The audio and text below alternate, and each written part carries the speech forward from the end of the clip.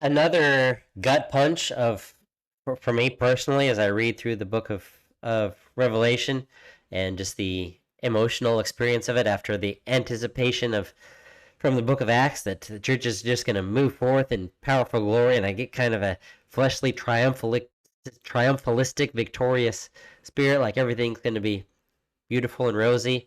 And then I get to Revelation 2, the church of Smyrna, as I said before. Now, this is one of the seven churches. Smyrna and Philadelphia are the two that get the most positive letter from Jesus, and so there's no rebuke there as far as like the threat of loss of lampstand or a thief in the night or spit you out of my mouth. But there is a word of ongoing suffering. So he says, "Do not fear what you are about to suffer." Oh, gut punch for me. I was like, "Oh, I was hoping," because they had been enduring tribulation and poverty, and I'm hoping Jesus is going to say, "Oh, you've been through enough. I'll heal your wounds. Everything's going to be okay. Do not fear what you are about to suffer. More suffering to come. Behold, the devil is about to throw some of you in prison, that you may be tested, and for 10 days you will have tribulation. Be faithful unto death, and I will give you the crown of life." Being honest with you, just my flesh, he says, "Be faithful unto death." I'm like, I wish Jesus had said, "When you've endured some trials for my sake, don't worry, I'm going to run in, I'm going to knock those bad guys out, and I'm going to make, I'm going to be the, I'm going to be the mommy, who sees my kids, or the dad sees my kids being beat up on the out of the playground. I'm going to go grab those other kids and you know throw them out of the park and rescue." And it says, "Be faithful unto death." So in Acts we'd seen, of course, the Messiah himself was tortured and killed and crucified, and in Acts we see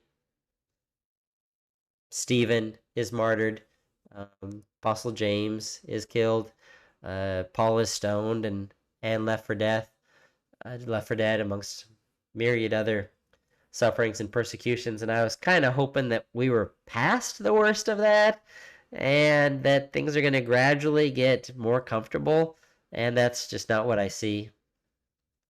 That's what my flesh would have hoped for, is things are going to get more comfortable. And Jesus says, not be encouraged. Everything, you're going to be okay. Protect you. He says, "Be faithful unto death, and I will give you the crown of life." So, still orienting what we saw in Hebrews 11, still orienting his people to be looking for that homeland that is to come. And as we keep going, we open up the book. Jesus opens up the book with the seals, and you get to uh, the the fifth seal. "I saw under the altar the souls of those who had been slain for the word of God and for the witness they had been borne, the martyrs.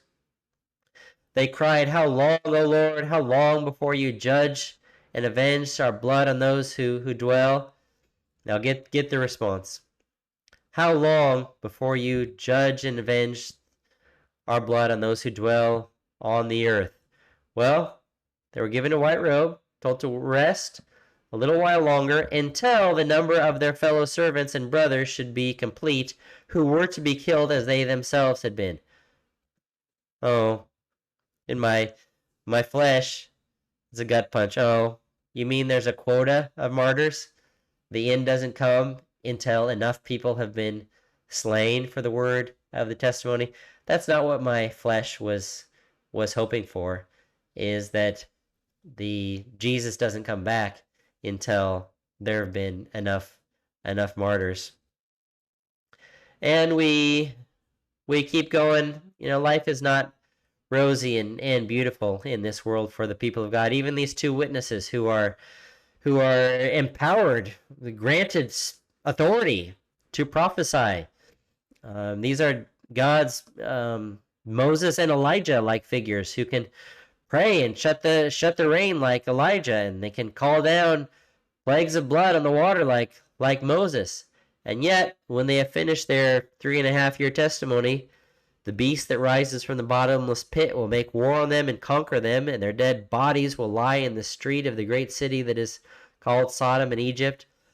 For 3.5 days, some of the people from tribes and languages will gaze at their dead bodies and refuse to let them be placed in a tomb.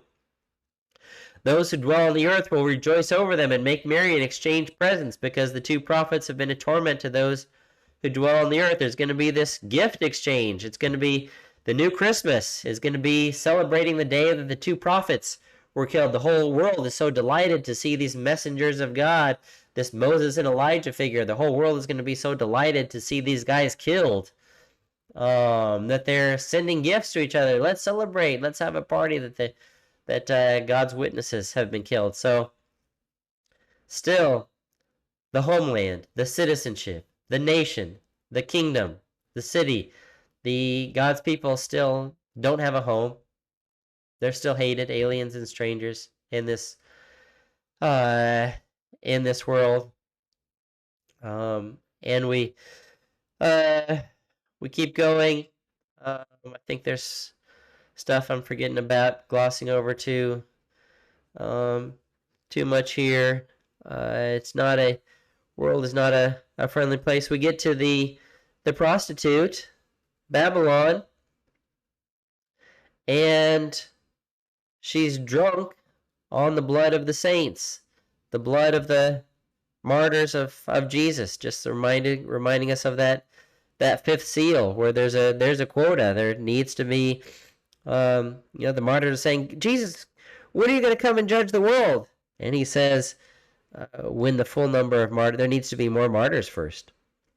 When there have been a sufficient number of martyrs slain for the word of testimony, that's when I will come and avenge their blood. So the world continues to not be a friendly place to the people of God. And then we get into the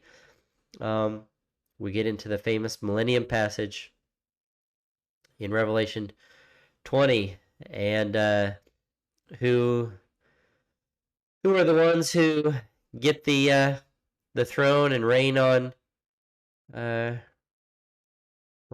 throne with Jesus. Let's see, I'm looking for it. Those who had been beheaded for the testimony of Jesus and for the word of God.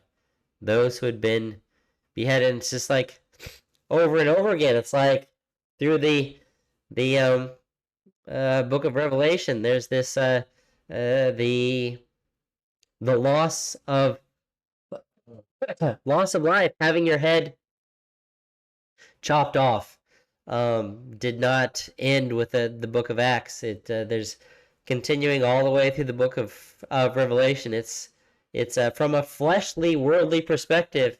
It's comes across to me as a gloomy picture. There's heads being cut off. There's martyrs. There's the world celebrating to see God's witnesses put to death. The world continues. I don't say until New Jerusalem comes, until we finally get to Christ returning and making all things new, and there's no tears or crying or pain, no death in the New Jerusalem. Until that point, the world continues to be a dark and gloomy place for the people of God.